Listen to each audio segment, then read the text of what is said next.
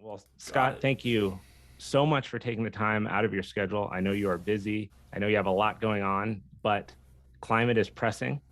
And I was so excited that you agreed to be on the podcast. So thank you for being here. You're very welcome. Pleased to be here. And I wanted to just kind of jump right into it. I'm scared, I think, overall, just about climate and change and everything that is happening with our weather in the world, having grown up a skier and having winter be such a focal point in my upbringing and seeing how things are changing kind of before my eyes. But what I wanted to do is really get a pulse of what is actually happening from an academic standpoint.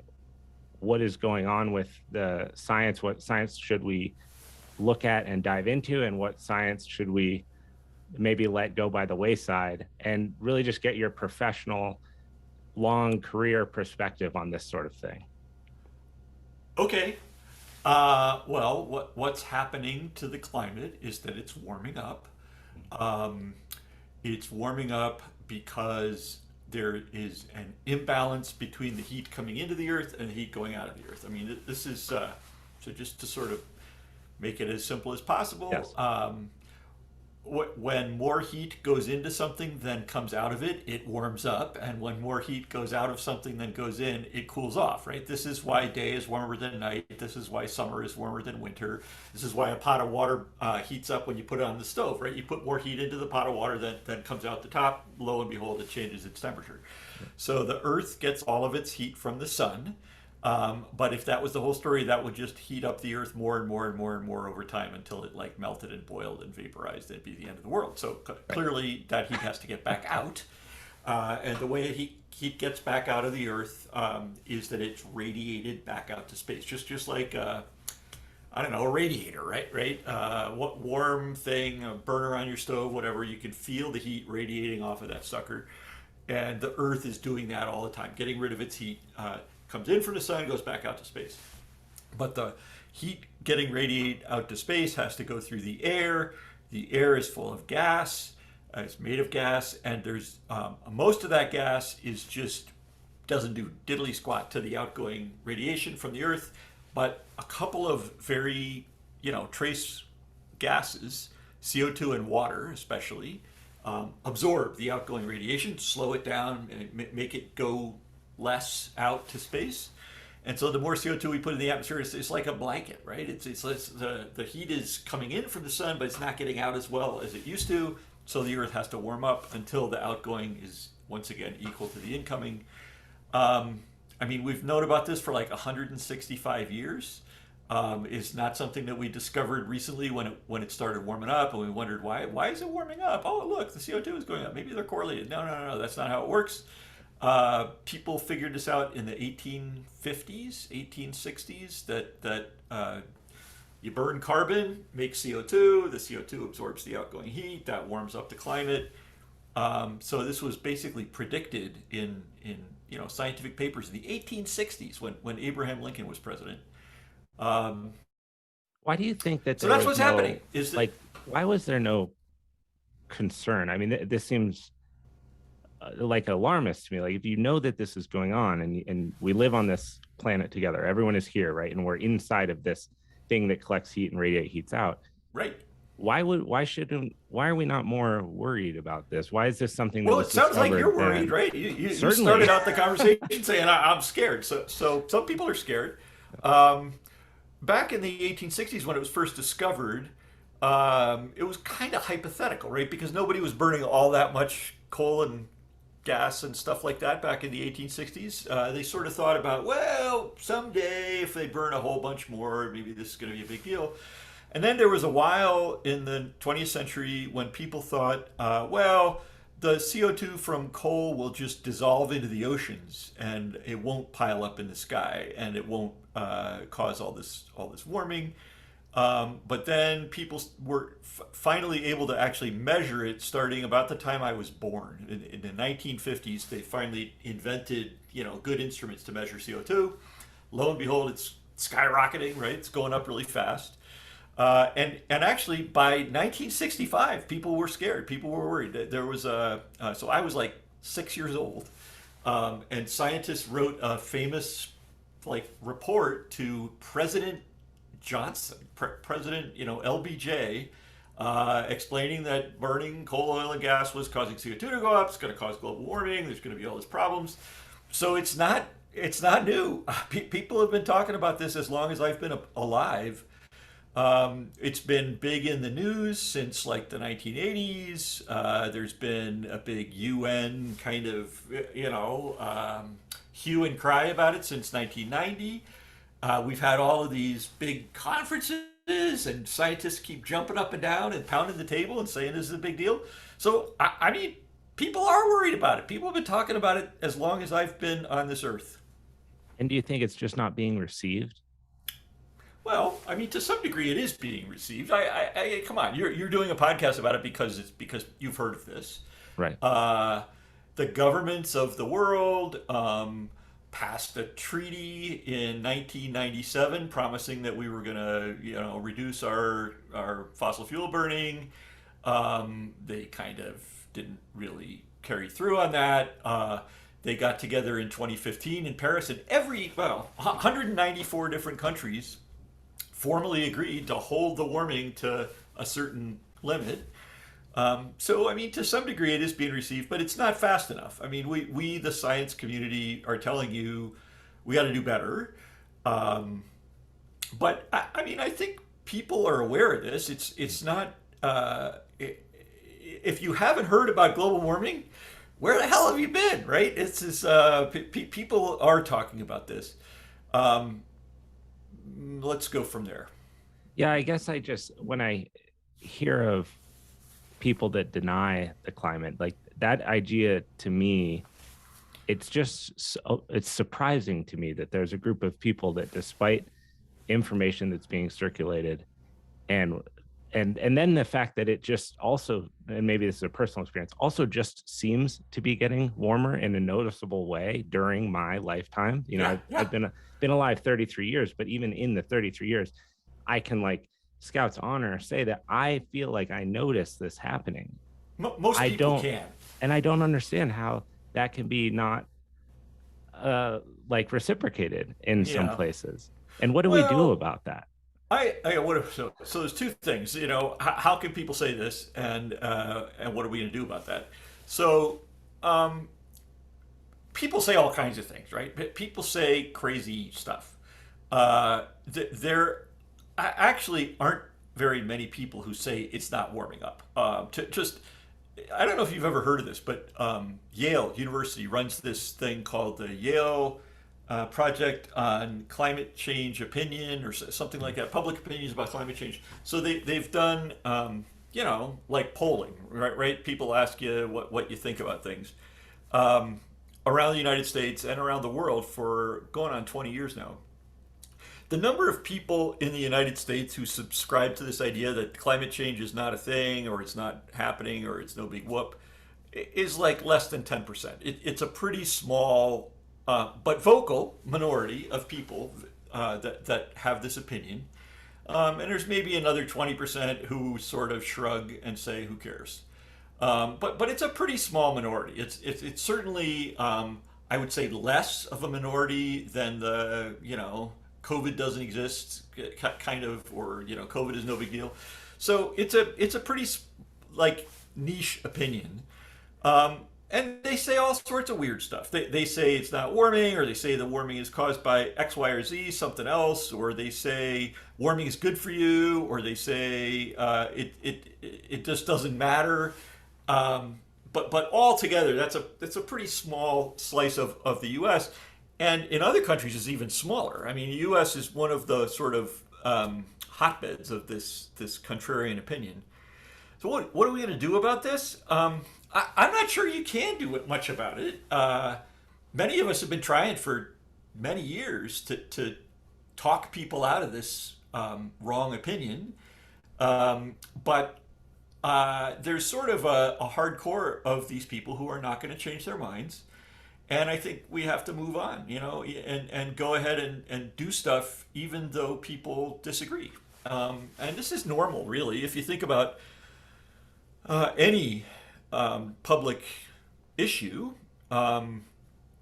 should we have tax cuts? Should we have universal health insurance? Should we have electric cars? I mean, all these things. There are people with different opinions, and yet the world moves on, right? We do stuff, even though some people object, and that's politics for you. Do you have any perspective on climate change or climate science that you have gone back on over your career that you You felt mean that very I've strong? changed my mind? Yeah. Uh, yeah, I guess. When I was young, when I first, so I'm 62. Mhm. And when I first found out about this was maybe when I was like 20, 21, 22. Um, and at that time, so we're talking like the 1970s, early 80s. I was of the opinion that this was something that was going to happen in the future, but it really wasn't happening noticeably yet. And I've changed my mind about that. It is happening. It's very much noticeable. But the reason I've changed my mind is because it changed, right? But when I was your age, there really wasn't that much visible climate change. I mean, we knew it was coming, but it wasn't really here yet. And now it's definitely here. So I've certainly changed my tune about that. I guess I used to think that international negotiations were going to fix it, and yeah, the sort of UN secretaries of state and ministers of the environment or whatever that get together at these big conferences, we're going to face the problem back in the 90s and pass legislation and fix it, but they didn't. So I've changed my mind about that. Um, yeah, I guess those do both count. And so there's two things I want to talk about that I have heard as like rebuttals to climate change being a thing. One is that the climate always changes, right? And then the other one is this idea that that CO2 is what is consumed by plants and trees for energy, and that's actually a net positive, because then if there's more CO2 in the atmosphere, then there's more food, so to say, for plants and trees, et cetera, which will then grow more and produce more oxygen, and then it's this net positive. So what do we say about those two ideas? And So is there any validity to either of them? thank you for bringing these up. Both of these things are true. So it is true that climate has always changed over geologic time. There's been ginormous climate changes in the past, and it is also true that plants eat CO2 for a living. That this is what plants do, is they turn CO2 into plants, right? That's kind of fundamentally the miracle of life, of greenness. Um, let's talk about the first one. Climate has always changed, but it changes really slowly, right? So the Earth has been around for a really long time. I'm old. I'm 62. The Earth has been around not just my whole life, A little longer. and not 10 times or 100 times or 1,000 times, but like 4,500 million years. So that's like a really freaking long time. And in that time, climate's been all over the place. It's been hot. It's been cold. But every single time that the Earth's climate has changed in the past, it's because there's been an imbalance between the heat coming in and going out, right? Just like everything else. This is not a mystery. I People mean, this is like really, weight loss. It's you expel more calories than you consume. It's the same concept. it's exactly the same concept. It's simpler than that because there's not all this metabolism in the middle. But the times that the Earth climate has warmed up, it's because the heat in has been greater than the heat out, and the times that the Earth's climate has cooled off is because the heat out has been greater than the heat in. So because we understand all that, we know that because it changed before, it's going to change again, right? This isn't Right. like because it's changed in the past, therefore it can never change again. That doesn't make any sense. That's actually a ridiculous argument. Oh, gee, we know climate can really change, so it'll never change again. What? That literally just makes no logical sense. I suppose what those people are trying to imply is that because climate has changed in the past, climate change can't hurt you. Right. But it can.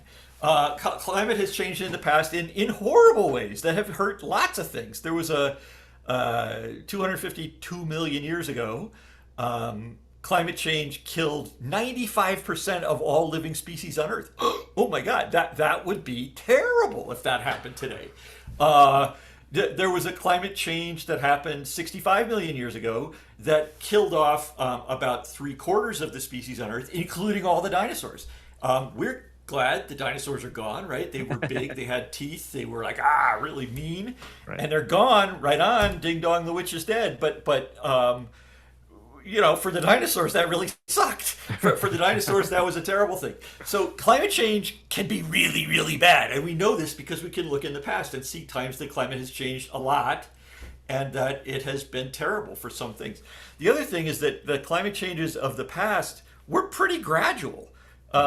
We had an ice age on the Earth. It was super cold 20,000 years ago. I mean, 20,000 years is not that long in the long history of the Earth. It's so short of a time ago that there were human beings running around, hunting mammoths and doing their thing, living in little villages.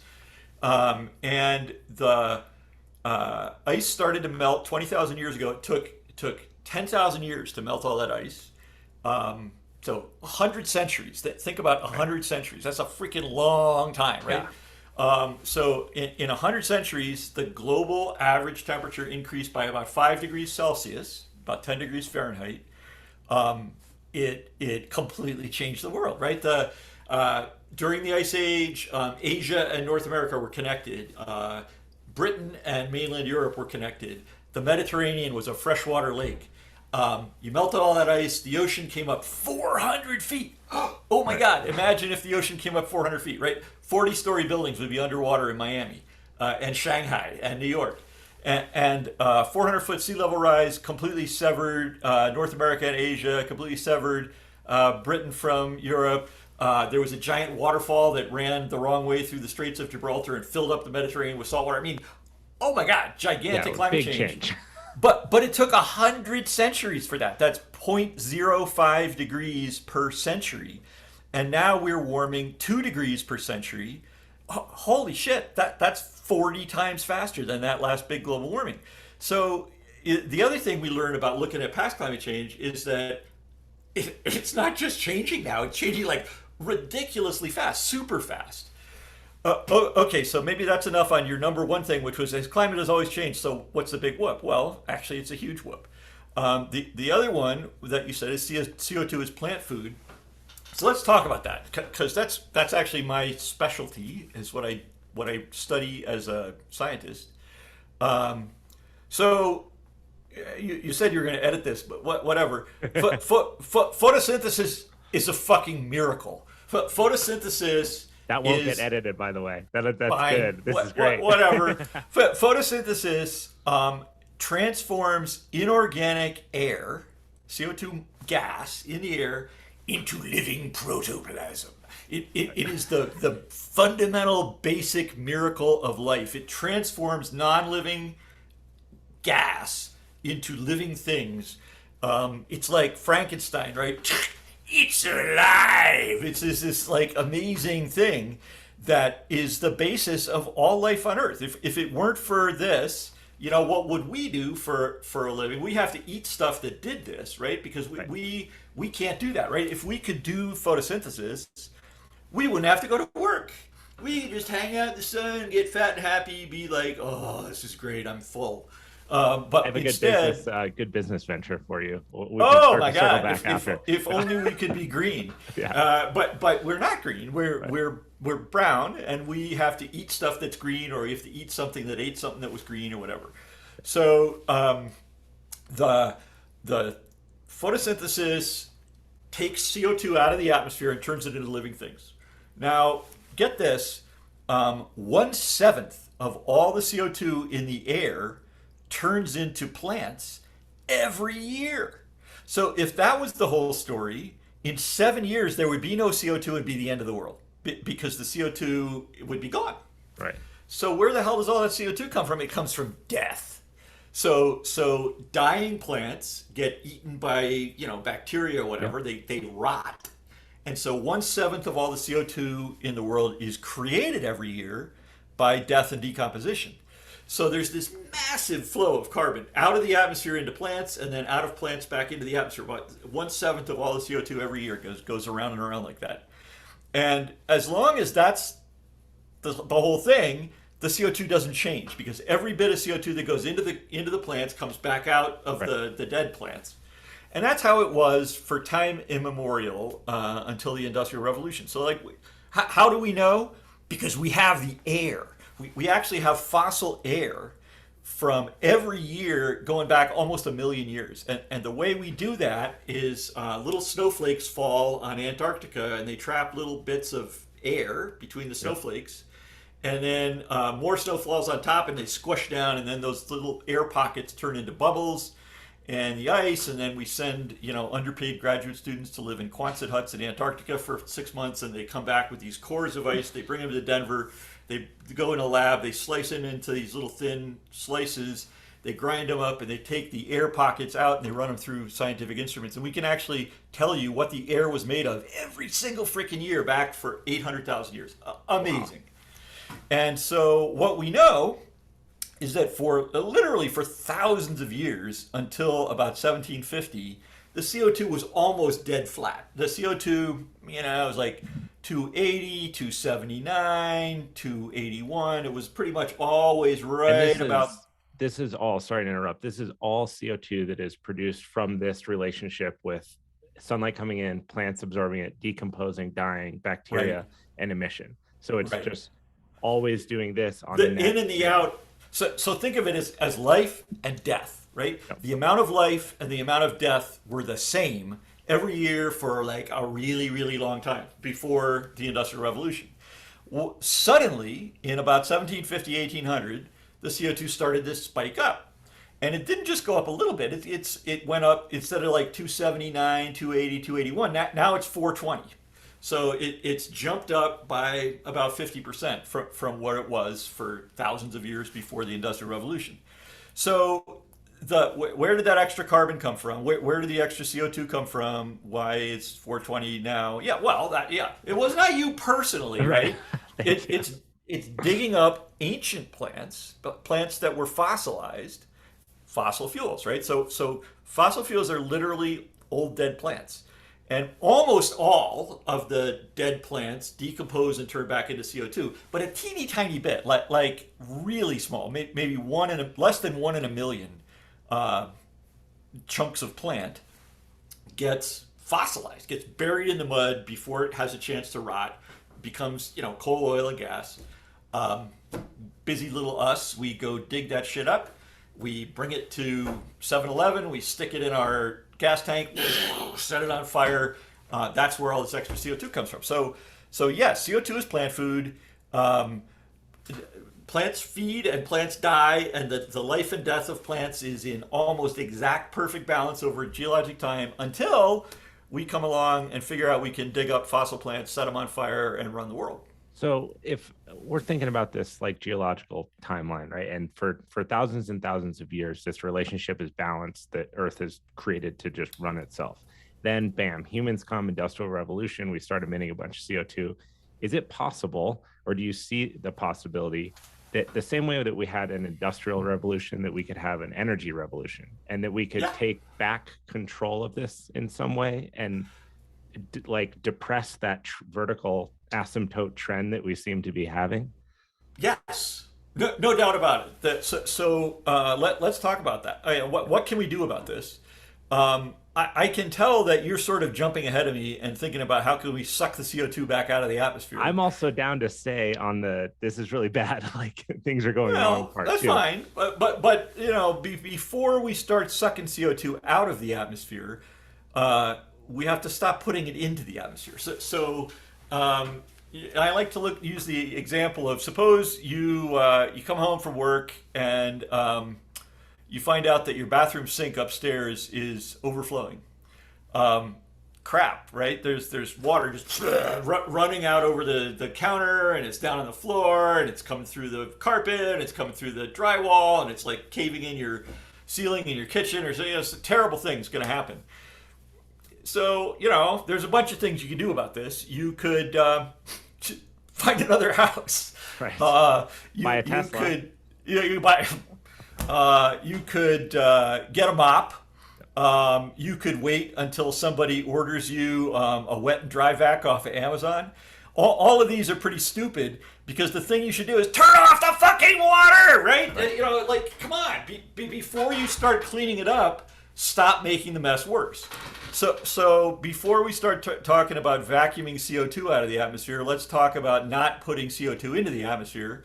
And that means stop setting carbon on fire. So how do we do that? We actually know very well how to do that. We want to live well.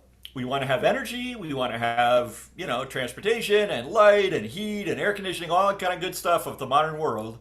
But we want to do that without digging up carbon and setting it on fire. So, there's solar, there's wind, there's hydro, there's geothermal, there's nukes, there's all these other ways that we know to make energy that don't involve digging up fossils and setting them on fire. Um, the so that's the short answer. Somewhat longer answer is, wait a minute. The sun doesn't always shine. The wind doesn't always blow. What do you do when it's dark and not windy? So some of that is dark and not windy are local. If you Right. think big enough space, it's always sunny somewhere and it's always windy somewhere. So you want to have transmission lines to bring the juice from where it's being made to where people need it.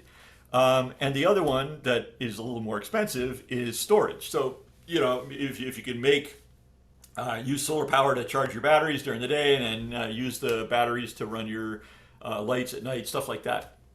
So, this is doable. No question, actually. Just FYI, there are already countries that do this 100%, that don't set carbon on fire, and that they use these other ways to run their energy. Doing it for the whole world, people estimate,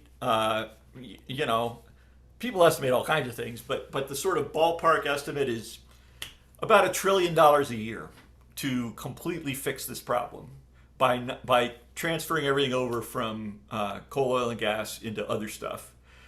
And where Sounds like a lot of money, yeah, it sounds like a but lot, and there's key resistance points, right? oh yes, Within there's resistance. But geopolitical let's areas. talk about how much money it is, Yeah, because so $1 trillion a year to save the world. Guess how much we spend on coal, oil, and gas? I would imagine in excess of that. $4 trillion a year. So fixing it will cost one fourth as much as just burning coal, oil, and gas. So come on, if we can afford $4 trillion a year for coal, oil, and gas, we can afford $1 trillion a year to not burn coal, oil, and gas. The some other things in the same ballpark. Here's my phone. It's an iPhone 11. I bought it in 2019. I only buy phones maybe every 4 years, 5 years, depends on how they hold up. And I think most people kind of buy a phone every few years. People don't buy phones every year. Um, just new phones, $0.8 trillion a year. Just brand new ones. So forget about your Verizon bill.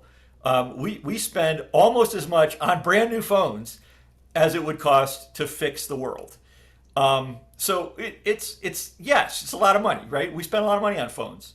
It's nowhere near as much money as we spend on gas. It's nowhere near as much money as we spend on cars. It's I in there. wonder, like, I mean, maybe this is more of like a philosophical question about it, but it seems that with the cell phone and with putting gas in your car, it's an easy purchase because you get this instant gratification, or it's part of your identity, right? You have a phone, the phone gives you information, it gives you access, it gives you communication.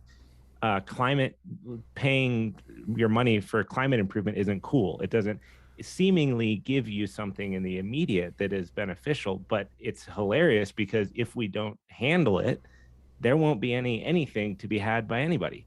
Right. So how do No, we you got it gamify exactly that right. almost? Well, so maybe the way to think of it is that what do we do? Gas in your car is an interesting one. Let's think about lights, right? Mhm. So when it gets dark, I turn on the lights, and I get instant gratification. 10 years from now, when it gets dark, I will still flip that switch and it will still light up and I will still get instant gratification. It's just that the energy that makes my light up will not be made by burning coal. It'll be made by solar power, wind power, battery power, whatever. So you still get the instant gratification. With your car, you don't actually get much gratification putting gas in your car, No, but I would I say. meant, you get to You get go instant somewhere. Right. gratification when you put your foot on the gas and it goes. Which And electric cars go faster. that is still going to happen with your electric car. Absolutely. So we are still going to have all of those gratifying things. We are still going to have heat, and we're going to still have air conditioning. We're still going to have, ski lifts. We're still going to have lights and cars. The difference is that they are not going to be powered by setting shit on fire. They're going to be powered by some other source of energy.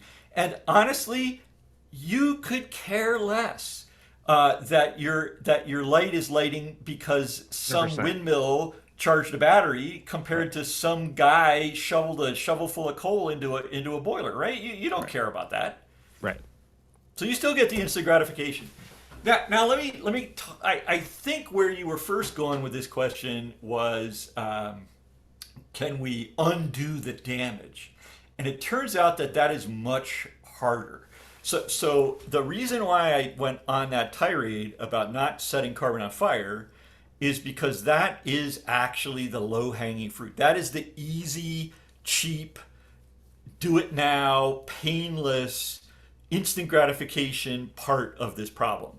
The bummer part, the part that's really going to suck, is if we don't do that first part fast enough and we have to then go clean up a bunch of the other parts. So with my analogy about the running over sink, yeah, you should have turned off that sink before you went to work, dumbass. Right. You let the sink run over for hours and hours, and now you've got like giant chunks of wet drywall falling into your kitchen and trashing your house. Crap. Now comes the part that's no fun. Now you got to hire, carpet installers and drywall installers and painters and plumbers and stuff because your house is trashed. So we don't want it to get that bad. We want to stop this before the damage is severe because repairing the damage will be much more expensive than not causing the damage in the first place. Right. Yes, we can vacuum CO2 out of the atmosphere, but it is very, very, very expensive and it uses a tremendous amount of energy. The reason why that was a possibility. Yeah. How exactly does that work? You mean physically to eject excess carbon deposits that are sitting inside of our atmosphere back out into space? No, not into space. That's even more expensive. Okay. Forget about that one. So no, what I'm talking about is turning CO2 into something that stays out of the air. And there's basically three ways to do this. So the first way is kind of the cheapest, easiest, and that is to use it to grow plants that don't rot. Okay, so we talked about photosynthesis and death. Life and death are in balance. We want to sort of swing that balance over towards more stuff growing than is dying. Yep. I mean, this could be a long conversation, but let's skip to the punchline, which is that you have to replace low carbon landscapes with high carbon landscapes, and that pretty much means growing forests where they're not already forests. So if you have like grass, there's a certain amount of carbon, per acre in the ground, and if you replace that with a big old forest where the trees are 8 feet across or whatever, there's way more carbon per acre in that forest than there were in the grass that it replaced. So why don't we just do this? Well, the main reason is that most of the world can't support trees, right? Most of it is ocean. Right. Then there's all the deserts and the ice sheets, can't grow forests there. And then for that matter, if you look at the rest of the planet that could support forests, most of it's already forest. So like there's already a forest in the Amazon, there's already a forest in Siberia, there's already a forest in Canada. You can't make a new forest there.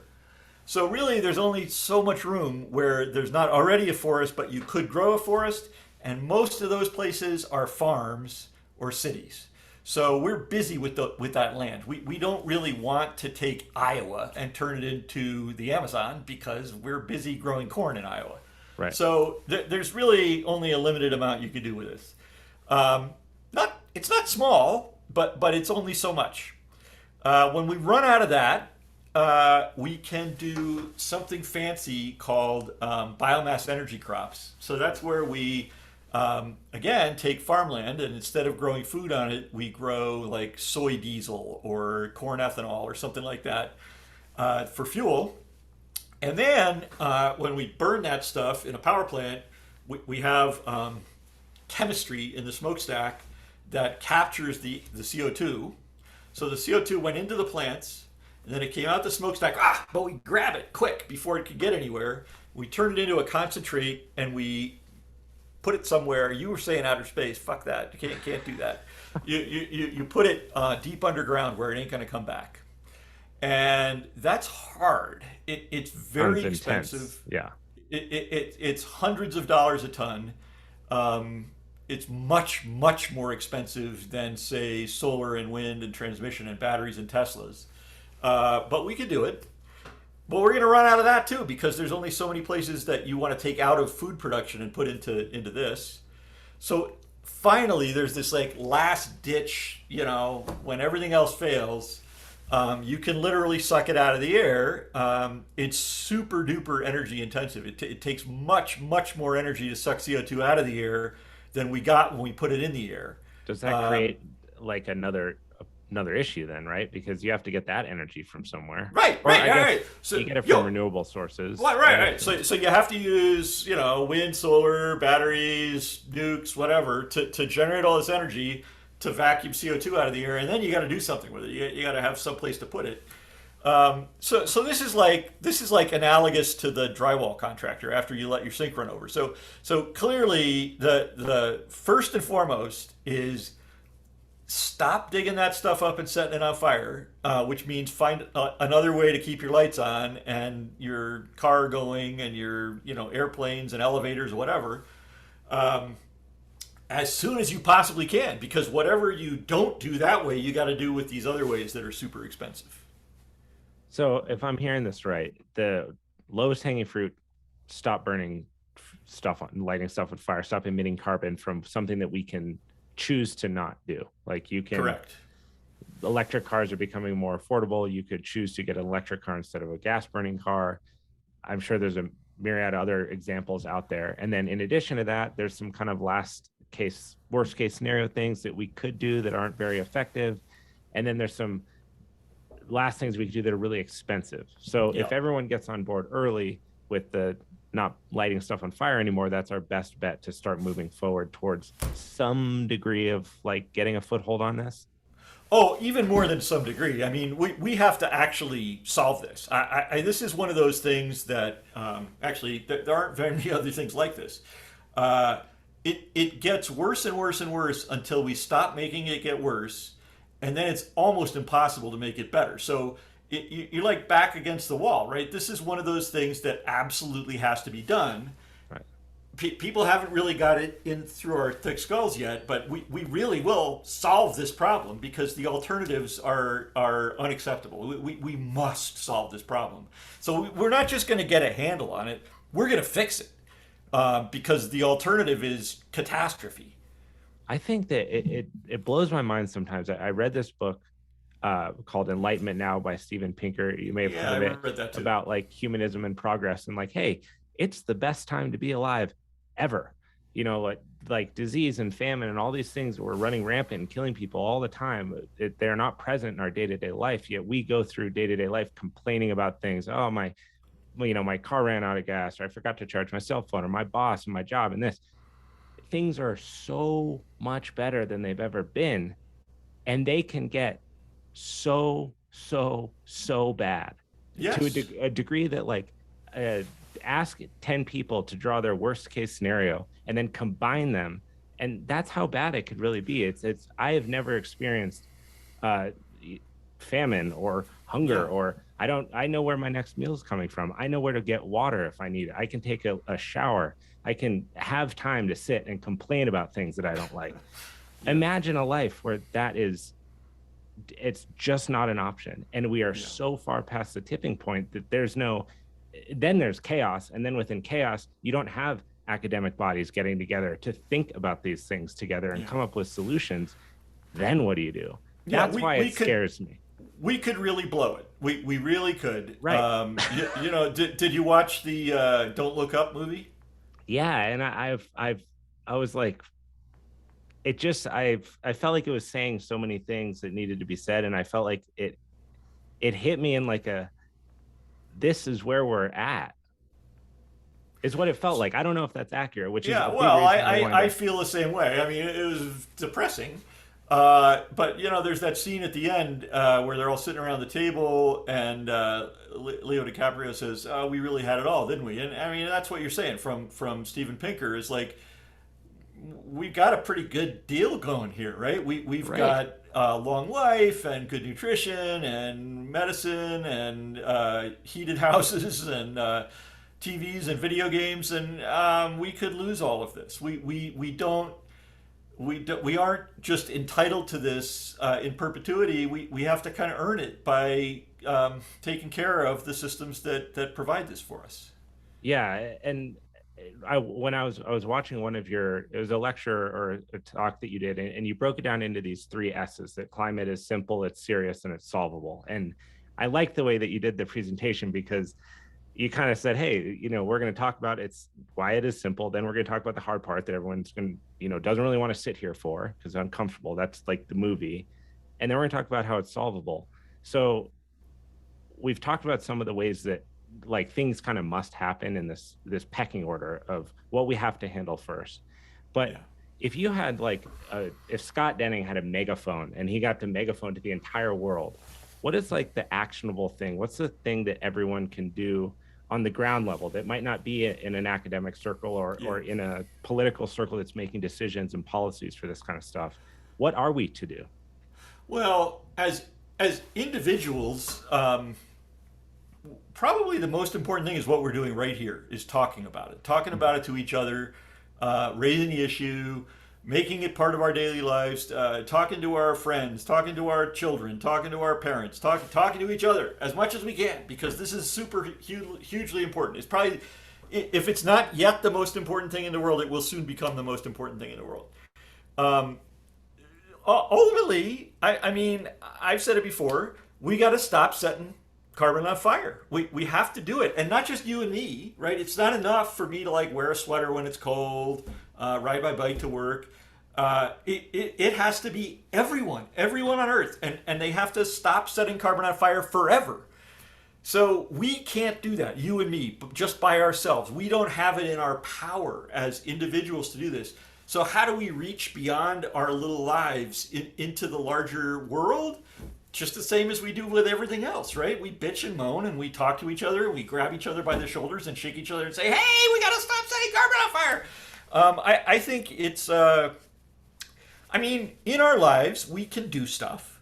But if that's all we do, it's not near enough, right? If all, well, I hate to bring this up, but remember 2020? Remember 2 years ago, right now, Yeah. when the world was shutting down and then we all like stayed inside for 3 months? That just sucked, right? That was a terrible time.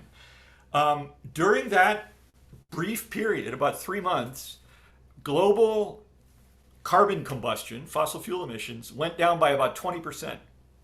Wow. It's by far the biggest drop they've ever had, ever. 20% drop for a period of months. Overall, over the whole of 2020, it was about 7% because it was really only a short period that it dropped like that. But that's not okay. Like I am not willing to go back and relive March and April of 2020 for the rest of my life. No way. And so if you're trying to fix this by consuming less, it's not enough, right? Even that extreme draconian cut that we had in our lifestyles in the spring of 2020 was only 20% of the problem. So getting it down 100% by that kind of mechanism is just terrible. We can't do that. So what we have to do is come up with alternative ways to power the world that don't involve setting shit on fire. And the only way we're going to get there is by like raising a ruckus and making noise and rising up. Now in the U.S., it's pretty slow progress. Honestly, our politics are messed up. But worldwide, this is actually happening in a huge way. China, I don't have my numbers here in front of me, but um, new cars, the electric cars. I mean, 5 years ago there were no electric cars, right? There were a handful of them. Uh, Now, 10 million electric cars are sold per year, half of them in China.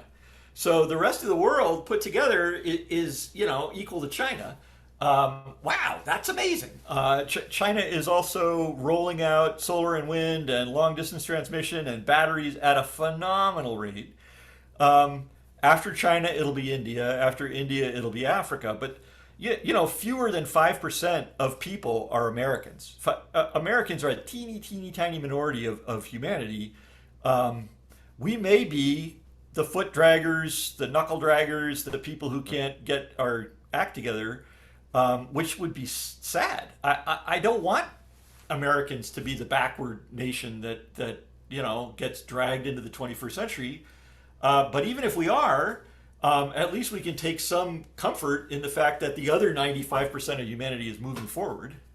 And where do we stand on like global emissions relative to, let's say, in India or China or Yeah. Russia? Are, So, are so, we in so that pool? yeah. The biggest emitters of carbon dioxide in the world, in order, are China, the U.S., the European Union, which is actually 27 countries. Mhm. Uh, then I'm actually not sure, maybe Brazil, something like that.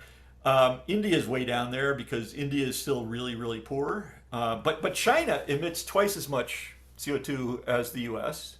Well, that's Um, good. That's reassuring that they're I don't kind of know, is it? taking a step and right. But I mean, isn't that a good thing? Like, here's the biggest emitter is taking steps to move in the right direction Yes, towards yes. reducing Well, that. that's right. So that can Uh, be good. but China went from being half of U.S. emissions in 1990 to twice U.S. emissions in 2010. So China just exploded. The size of the so get this. You know how they talk about economic growth, right? So Like last GDP year and we had 5% growth or something like that. It's actually amazing. We had faster growth in 21 than maybe in 40 years. Um, but the Chinese economy grew 3,000% since 1990. So 30 times the size that it was in 1990. They went from being dirt poor to being middle class. And there are like 5 times as many Chinese people as there are Americans. right. So, but per capita, Chinese people burn about as much fuel as Europeans. They used to not. They used to hardly burn any fuel, and now they burn fuel kind of equal to Europeans. But there's way more Chinese than there are Europeans, so there's way more total emissions. U.S. per person, we burn more than anybody else, So but that is a we big ticket for us. Like if we enact some of the changes you were talking about as a nation, yeah. then that actually does have a, it's not an overwhelming change, but it does impact that in a significant way. Oh yeah. I mean, I think the world is changing. I mean, 10 years ago, coal and oil and gas energy was cheaper than solar and wind by a lot. And now solar and wind are cheaper than coal, oil, or gas by a lot. So that's oh my god, that's a huge change, right? That's the whole enchilada in a way, is that it is now far, not just a little cheaper, but far cheaper to make electricity from wind and solar than it is to make it from burning coal or gas. And so when billions of people in India and Africa build, power, they are not going to use coal and gas because they're way more expensive than the alternative. So Right. I think that was a giant change, and that will help. It's still urgent, right? We got to Sure. do this. Um, so let me talk a little bit about personal choices because I know that's kind of where you were going first. Yeah.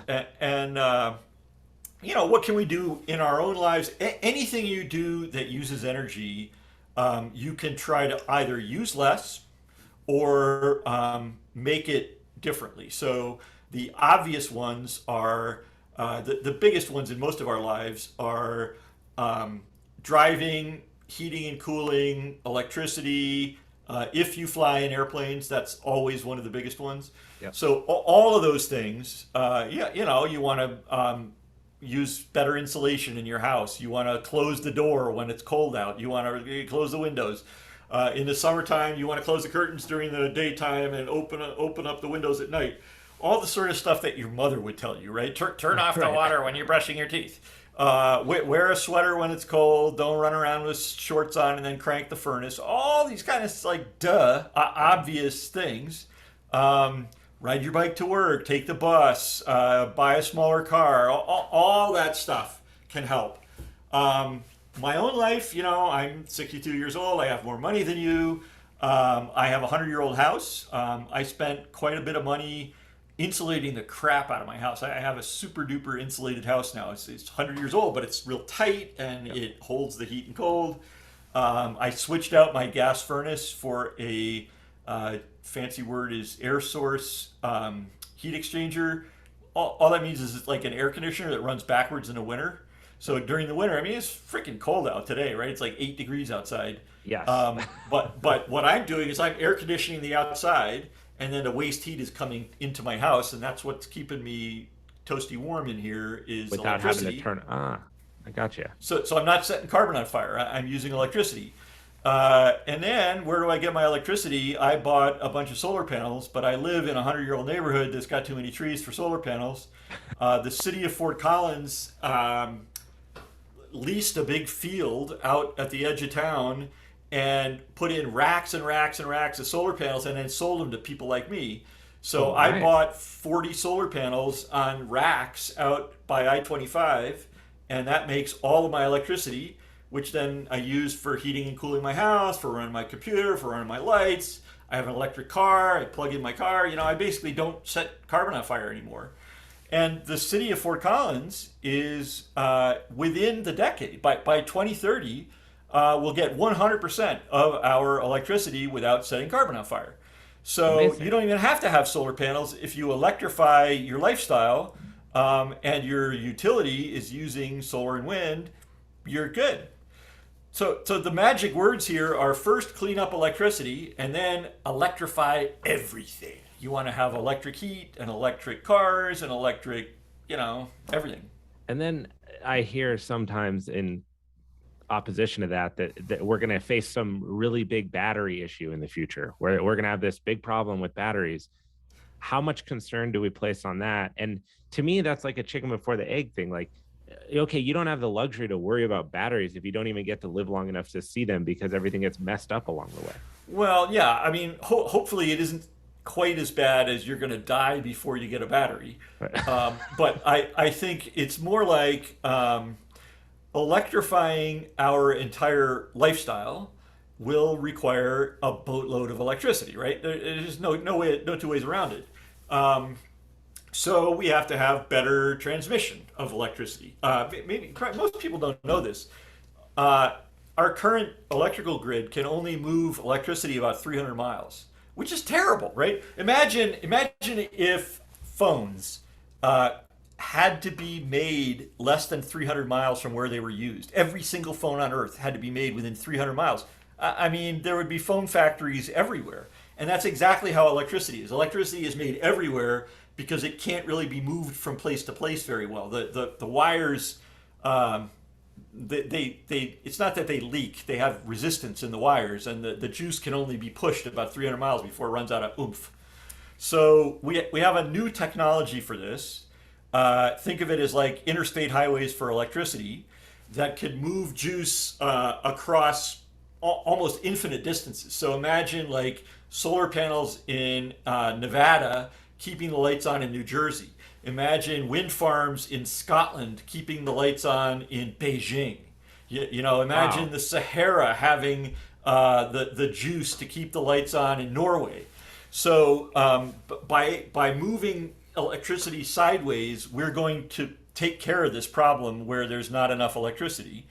And it's going to take some serious investment, right? Just like building the interstate highway system took a lot of investment. We're going to have to dig deep and invest in long distance transmission to be able to do this. The nice thing is they don't have to be giant towers. It can actually be, it's a cable about as big as my leg that runs under the interstate median strips. So you run a ditch digger down, the grassy median strip between the northbound and southbound lanes, and about 3 feet down, you lay this big honking huge cable, and it carries electricity thousands of miles. So I don't agree that there's going to be some battery catastrophe. I think you could not run the whole world on electricity tomorrow, Right. but give us 20 years, you'll be able to run the world on electricity. We just got to get on the stick. Do you feel like, I mean, this stuff sounds great to me. I mean, it sounds optimistic. It sounds like there's possibility to right this wrong, so to speak. When I consider, and again, I have no academic background in this at all, so correct me everywhere that I'm wrong. But when I consider the geological timescale of this, how long it's taken for certain changes to happen, and then, like you said, how quickly other changes have happened that are seemingly irreversible, is it possible that we're already past this tipping point, that things that are going on the seafloor and things that are going on in the atmosphere are so complex, like it's such a complex relationship that we've already moved so far and we're really seeing now the results of things that perhaps presented themselves a while ago and they're just showing up now? Yeah, I hear this a lot. This concern. I mean, the short answer is no. We do not think that we are past some point of no return. So let me just like put it to bed. Yeah. The expert consensus opinion about this, people like myself, people who study this, spend our whole lives trying to work all this out. We see no evidence that the Earth has crossed some kind of threshold, that we can't get back from with regard to climate change. Um, there are almost certainly such things exist. So this is a little bit more nuanced. Um, it is possible. It is not crazy to suggest that if we keep doing this, if we keep pushing and pushing and pushing beyond some bounds, bad things are going to happen. And those bad things might include stuff like thawing all the permafrost up around the Arctic Circle, which would then release all this carbon that's been stored up there in the freezer. It's like unplugging your freezer, right? Eventually the food will go bad. Similarly, way up there in the Arctic, there's all this organic matter that's been, in the soils for thousands of years because it's frozen up there. And if you warm up the world enough that those soils thaw, then all of this carbon could decompose and go into the atmosphere, and you have CO2 that goes up on its own without us setting carbon on fire. Other things like that, if you continue to cook the world so that massive forests like in the Amazon or Siberia die, and all of that carbon goes into the atmosphere, that's a sort of tipping point that would be very hard to reverse. There's other things like that potentially are out there. Ice sheet collapses. If Antarctica were to melt, oceans would rise by hundreds of feet. That would be catastrophic. However, up to now, there is no evidence that any of those things are happening or are starting and running away with themselves. So really, the way to look at that is don't do that, right? If you're worried about tipping points, stop setting carbon on fire, because maybe those tipping points are out there, but we have not yet crossed them. And all the evidence to now suggests that basically as soon as we stop setting carbon on fire, the CO2 will stop going up, the warming will stop. It's bad enough let's not make it any worse. Right. I was going to ask you this, and I feel like I already know the answer, but like what do you think? I think of climate change and climate stability as maybe the opposite of that. Like it seems that on the other end of this conversation, what people want is for the climate to stop changing, which seems absurd because it won't. But maybe getting it to a place where some of these really big oh shit moments are off the table. Like Yeah. the Amazon disappearing. Let's get that off the table. Let's get the ice caps melting off the table. What do you think is the biggest thing, and be that on personal levels, politically, that stands between us today and making a really big step towards heading in the right direction as like a whole world? Well, it's politics. I mean, there is. I mean, you know, my generation grew up with Star Trek, so we have this cliche or meme about, "Damn it, Jim, I'm a, XYZ. I'm a doctor, not an XYZ." So, "Damn it, Abe, I'm a climate scientist, not a Right. politician." But the cynical view is, moneyed, powerful interests that are profiting from the way things are going, have good lawyers and lobbyists, and they have politicians that are bought and paid for, and they're trying to resist the kinds of things that we have to do that'll put them out of business. Um, I mean, I think that's probably it. Now, the maybe flip side of that is that, imagine 100 years ago, um,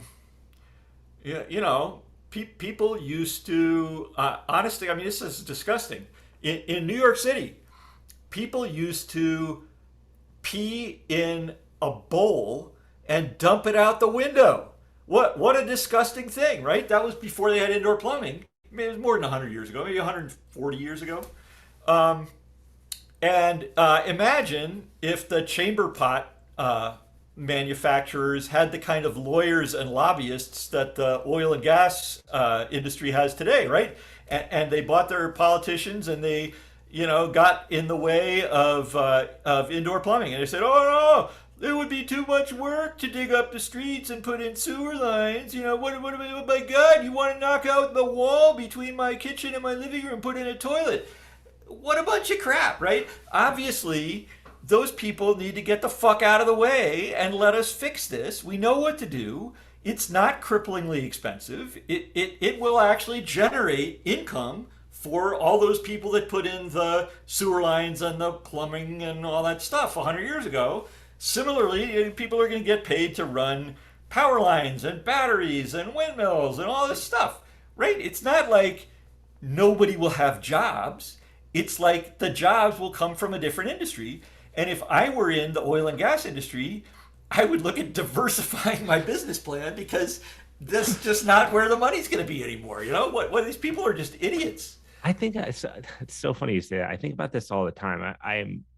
I can imagine how ingrained the financial problems are here with climate, and that the incentives are just skewed in the wrong direction. And there's so much to keep everything the way it is because of money, and not invite these new industries, which you've mentioned. But that's the American way of opportunity and capitalizing on things. There's no more exciting industry than solving all this problem, because you have to solve it forever. Yeah. You, I mean, you've no. heard my talks before, so you know where I'm going with this. But like, so I used the indoor plumbing example, right? This was a ginormous project, right? This was at least as big as fixing climate change. They had to dig up every street in New York and Paris and London and lay sewer pipes. They had to knock out tenement walls 20 stories high, put in hot and cold running water. They had to knock out all the indoor walls in the flats and put in toilets and sinks and showers. It was a ginormous project. It took 20, 30 years. And it cost a huge amount of money. And it didn't bankrupt the world. Far from it, right? It made lots and lots of money for millions of people doing all that work. They did it again with rural electrification, right? They ran separate little copper wires to every farm in Nebraska so that people could have lights. Phenomenal expense. If you had to do that now with union labor, right? Union electricians at $50 an hour to do that, it was just crippling expensive. And yet, we did this. In my adult life, so I like this one. Since I was your age, we started with PCs, right? So, like, let's say 1980, IBM PC, $3,000. We put $3,000 PCs on 3 billion desks in a matter of less than a decade. Do the math. $3,000 times 3 billion desks is $9 trillion just for the first one. And then we did it every 3 years my entire adult life. So that's like, I don't know, $100 trillion that we spent on PCs since I was your age. And think about this. Did it bankrupt the world? No. That's where all the jobs came from. My entire adult life Right. was building and selling and installing and maintaining PCs. And when we were done with that, we did the internet. And when we were done with that, we did mobile phones. So it's not like our civilization can't do these scale of things. We do them all the time. That's what makes us different than the Middle Ages, is that we replace old things that we don't like with new things that we like better. Duh! This is like normal for our civilization. So I think the idea that a bunch of executives in oil and gas industries can just stop that, stop progress forever, is ridiculous. They'll never stop this. This has been happening in Western civilization for 500 years. And the idea that they can just spend enough money on Madison Avenue to halt progress in like 1950, come on, what are you smoking? It's not going to happen. Yeah, I'm with you on that. I'm very much in support, and I'm optimistic about our continued drive to improve things. And it's almost like we're just waiting for we're waiting for a bunch of executives to die off and it not trickle down to the next level of greed or whatever. I mean, whatever it is, Yeah, and not even to get overly politicized about it. But there's clearly a misalignment of incentives, and at some point, and I think money, when it's seen how lucrative this new ventures can be, then it'll go, oh yeah, no, we'll do, oh yeah, we'll do look at Elon renewable Musk. energy. Look at Elon Musk and tell me that he's failing because nobody wants electric cars. Yeah, what he's done, I'm in my group of friends, I'm a very big fan of Elon Musk. Some of my friends are absolutely not, and I find what he's done really impressive. Maybe in my eyes, the single most pivotal thing that's happened to our world, our society, is he made electric cars cool. Electric cars, like the EV1 had came out and it got shut down. It got Yeah, destroyed. People hated it. And then the few celebrities that adopted it, they got ridiculed for it. And then there's a whole scandal with GM and they basically disappeared the cars. yeah, Here's a guy who brought what has to happen. This isn't an option. Cars have to go electric. yeah, He made it cool. yeah, And now they're trading in their leases to get leased Teslas. And yeah, now Ford's making electric cars, yeah, and all the old dogs that were like, we don't want anything to do with that. We don't want to change the wheel. They're yeah. like, oh wait, people are like, okay, cool. Now let's make money. Let's do Right. it. I mean, it's the same thing actually that happened with cars, right? Before there were cars, there were horses and carriages or whatever, and they were cheaper than cars. So you can imagine the propagandists of 1910 saying, we can't afford cars. Cars are going to cost thousands of dollars. Who's going to pay for that shit? Well, everybody did, and that's exactly what's going to happen over and over and over. I just think this idea that we're stuck in 1955 and we're never going to move beyond that is ridiculous. So I want to close with two things. One is we never touched on sea level. I'd love to talk about that and the Right? potential threats that may or may not impose on us. What's to be worried about? What can be dismissed? And then I've read and heard things about weather disasters creating amounts of damage, and that climate dismissers will say that yes, well, the damage caused by these things is being recognized as higher, but that's just because there's more dense more density of population and things in the area. So when, let's say, a hurricane of equal energy comes through, it causes 10 times the damage. And we record that when in reality, it's the same type of hurricane that we've been getting, but Yeah. now it's just more So damaging monetarily. so that basically just like what you said about plant food. I mean, these are true things, but they don't mean that we're safe. So let's talk about sea level rise. Uh, Sea level is controlled by two things. First is how much water there is in the sea, and the second is by how big the water is. Okay, I know this sounds kind of stupid, but as the water warms up, it expands, just like everything else. I mean, I do this experiment in my class where I fill up a beaker with water and I put on a burner at the beginning of class, Yep. and I just start talking like I do. And over the course of the class, even though there's no more water going in the beaker, the water fills to the top and starts spilling over and sizzling against the burner because the water expands when it's warm. It's just what it does. So global warming is causing sea level to rise simply because the ocean is warming up and swelling up in its boundaries. Up to now, that's actually the dominant source of sea level rise is the thermal expansion of the water itself. Not that hard to understand. The other thing that causes the sea level to rise is taking water off the land and putting it in the ocean. So what am I talking about there? I'm talking about ice. So the ice that's already in the ocean has already displaced all the water it's going to. So I told you my beaker on the burner story for sea level rise. You can do a similar experiment. You can do it at the same time with a beaker with a bunch of ice cubes in it. And that one, the level in the beaker will not change by the end of class because the ice cubes have already displaced exactly the same amount of water that they're going to take up when they're melted. So melting sea ice doesn't do anything to sea level. Melting the ice in the Arctic, which is all floating ice, that doesn't do anything. The Antarctic is ice on land. Melting the ice in the Antarctic is not like having ice cubes melt. It's like taking new ice cubes out of your freezer and dumping them in there. Right. Now the water goes up.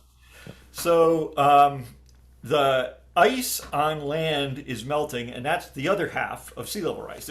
Half of it is swelling up, and half of it is ice from land flowing into the ocean. And so the short version of this is that it's very slow. If Millimeters slow. millimeters per year, Yeah. times 100 years is getting close to a meter. And So it does not, just to be clear, this never depresses. It does not go down, right? This is a constant yeah. rise. It adds to the water, and I mean, the only way to get rid of it is to take water out of the ocean, which primarily means growing the ice sheet in Antarctica, and that ain't happening. So worst case that we can sort of cook up over the next century or so is maybe a meter, which is a lot. 3 feet, 3.5 feet. I don't know if you are familiar with coasts, but Yeah.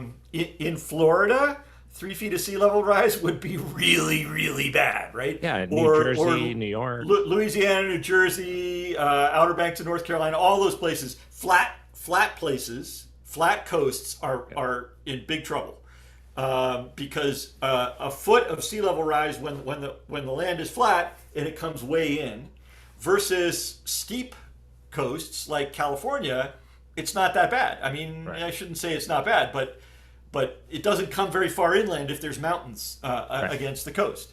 But actually, a lot of the world is a lot of the people in the world live on very flat coasts because they're easy living. They're river deltas, they're good ports, they're good farmland. So places like the Rhine Delta, which is the Netherlands, or the Brahmaputra Delta, which is Bangladesh, or Shanghai, or Hong Kong. No, not Hong Kong, because that's mountainous. New York, but not LA. Miami, but not San Francisco. So different cities have different vulnerability to this. Now, I did not say 5 meters. I said 1 meter.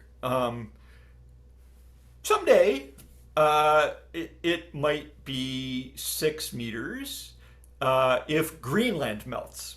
Right. And Greenland might melt in hundreds of years.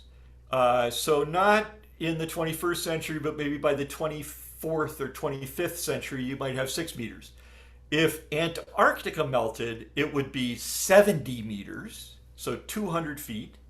And that would be just absolutely, history ending bad. But that would take thousands of years. That's not going to happen in decades, and it's not even going to happen in centuries. That's going to take a really long time. So sea level is potentially a huge game Yeah. end kind of event, but it's very, very slow.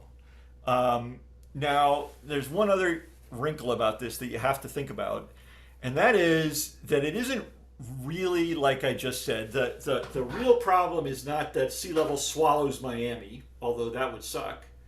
The real problem is that the storms start from a higher point. So let's just say that you have a house in South Florida Yeah. that's 2 feet above sea, or let's say it's 5 feet above sea level.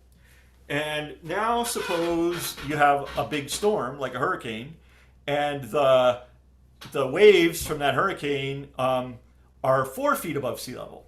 Well, you're okay because your house is 5 feet above sea level. But if you now have 1 foot of sea level rise and that same storm, now your house is flooded. So the question isn't really when does the average sea level come into your house.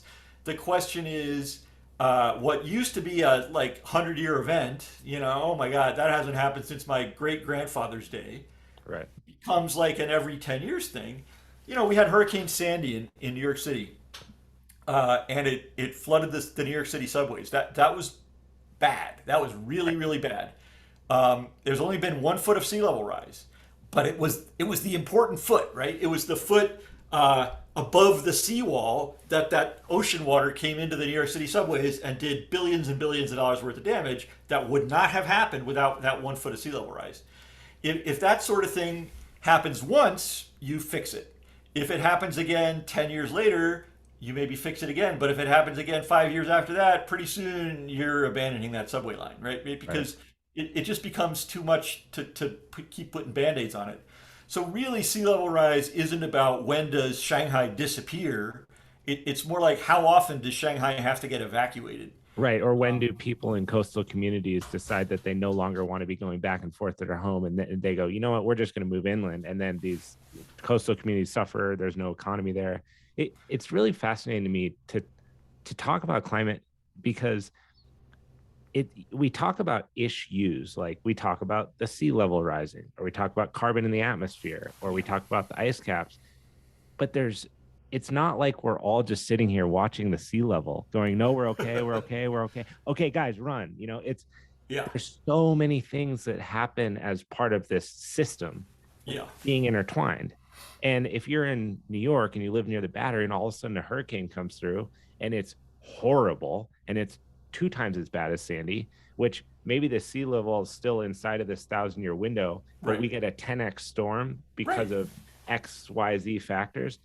That's a game changing storm that might put, a city like New York on permanent notice. yeah, And then now nobody wants to live there because the thought of that happening again, or right. their family and loved ones in displacement and this and that, no one's going to be willing to take on that risk. And then that changes Probably dynamics. the people who really think about that are mortgage companies and insurance companies. So you're right that like residents of the Battery in New York City are thinking about that, but think about instead investors on Wall Street who buy up mortgage-backed securities and the value of real estate in South Florida. And if you start getting these storms that actually wipe out large swaths of real estate in South Florida and do $100 billion worth of damage, insurance companies will go belly up, Right. uh, and they will stop issuing policies for those properties. And then banks will stop writing mortgages for those properties. And then the value of those properties essentially goes to zero, because if you can't borrow money to buy a house, that house isn't worth anything. And so what you're probably looking at with regard to sea level rise in the United States is something like the real estate bust of 2008, only much, much, much worse, right? So really huge amounts of real estate get written off as worthless because of the frequency of these events. That kind of can cascade through the financial system, as we saw in 2008. It seems like Fannie Mae and Freddie Mac should be the biggest climate proponents, in interest of saving their business and keeping everything around. And in fact, they are. So it's actually maybe a little bit more technical, but insurance companies actually buy insurance from companies called reinsurance companies, and there's like three really big ones in the world. There's Swiss Re and these other reinsurance industry is this gigantic sort of financial system thing that lends money to insurance companies to cover insured losses, and those guys are the most loudmouth climate change activists in the world. They really are. They're rattling the cages of governments. They're hiring their own lobbyists. They're going to the Paris climate meetings. They're really pushing, because those guys' entire business model is in jeopardy because of climate change. Does that create another issue within the climate change discussion, or perhaps ammunition for a denier, in that, okay, you're going to demonize industries that need coal and burn energy for monetary reasons and greed and yada yada, but meanwhile you're going to support these other financial institutions that are going to go, and they're kind of doing the same thing?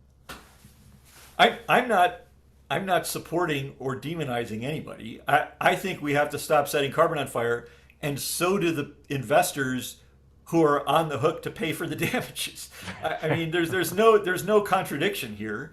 Right. There are some people who are making money by doing damage to other people, and the people who are getting the damage done to them are complaining. Are we surprised about this? No. I mean, this is the way the world works. Well, Scott, I think I wanted to still cover the about the hurricanes and the value, like damage value. Yeah. So let's quick do that. So it is true that damages from hurricanes increase with time, primarily because of the exponentially increased values of coastal real estate, right? If you look at the median home price in Miami over the last 50 years, I don't know what it is, but it's increased really a lot, right? I mean, even just in the last year, it went up. I don't know. I mean, even across the whole U.S., the median home price went up like 21% in 2021. Amazing. So if it does that for decades, I mean, my God, the values are phenomenally above what they were 50 years ago. And so the same hurricane does much, much, much more dollar damage. So it's actually a terrible way to measure the impact of climate change in dollars of damage, because you are mixing these things up in a way that is not clear. Besides the big one is really the inflation of real estate values. The other one is that people are moving to the coasts, right? So not just in the U.S., but all over the world, people move to coasts. Coasts are nice. People like coasts. People like the beach. There's ports there. There's jobs there. There's money there. People move to the coasts. So not only is the real estate worth more, but there's more people in those real estate places. So this is all mucked up with the idea of dollar damages with hurricanes. Now, there are more damages, but it's hard to pull these things apart, to pull apart how much of that dollar damage is due to development, how much of it is due to real estate inflation, how much of it is due to hurricanes. I think this is a red herring. I think this is interesting. This is true, but kind of who cares? Because we also know that when the sea level comes up 3 feet, those houses are going to be worth nothing. And and who cares what they were inflated to in 2020 if in 2040 they aren't worth diddly, and then there isn't any dollar damage going on because nobody can afford those. Nobody can get a mortgage on those houses. So really the question is, when are you going to stop setting carbon on fire so that real estate gets wiped out, not how much of the historic damage is due to real estate inflation. That's just like, it's a diversion tactic. Right, People right. who harp on this issue are just trying to get you to look over there and not look at the real problems. Right. That makes sense. Well, I I am so grateful that you Yeah, came on the podcast and you took the time out and talked about this. I think I admittedly came onto this a little worried, but I honestly do feel a little bit more optimistic. I feel like good. this situation is dire. It's real. It needs to be considered. We need to talk about it from all angles, and everyone should recognize that the climate is changing and it is going to continue to change, but the degrees to which we allow it to change to can have serious impacts on us. And we can do things on the individual level and on the greater level to change this. But it's also really nice to hear that there's solutions and there's things in place that people are working on. They're working towards, and it's proactive. And that this is kind of a great way to continue to like drum up information Yeah. and ideas about it. So It doesn't help to throw up your hands and say I give up. no, That is not the solution. The solution is to stay engaged. The solution is to take it deadly serious because it is deadly serious. But actually fix it. Don't right. just say, "Oh my God, the end of the world," because it's not the end of the world unless you let it be the end of the world. And that will be the mic drop moment. I'm going to go home and I'm going to stop burning carbon. Awesome.